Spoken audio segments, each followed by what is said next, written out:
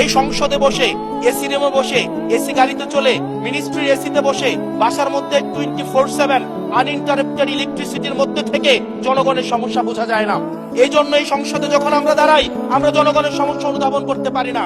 আমরা এই সংসদে বসে যদি আমরা লোডশেডিং এ আমরা খুঁজি, এই সংসদে বসে লোডশেডিং পাওয়া যাবে না, এই সংসদে বসে জনগণের সমস্যা পাওয়া যাবে না, এই সংসদে বসে সবকিছুকেই মাননীয় স্পিকার, আমরা যে এই বাংলাদেশের সবচেয়ে সুবিধাভোগী মানুষের মধ্যে এই সংসদে যারা বসে আছি, বাংলাদেশের সবচেয়ে ফেসিলিটেড মানুষের মধ্যে আমরা অন্যতম। মাননীয় স্পিকার, আমাদের জনগণের কাছে যেতে হবে, জনগণের আশাগুলোকে, সময়গুলোকে, স্বপ্নগুলোকে আমরা রাজনৈতিক ভাষার মধ্য দিয়ে, কর্মসূচির মধ্য দিয়ে সেগুলোকে বাস্তবায়নের জন্য আমাদের সবাইকে সমন্বিতভাবে, ঐক্যবদ্ধভাবে কাজ করার প্রয়াস আমাদেরকে থাকতে হবে।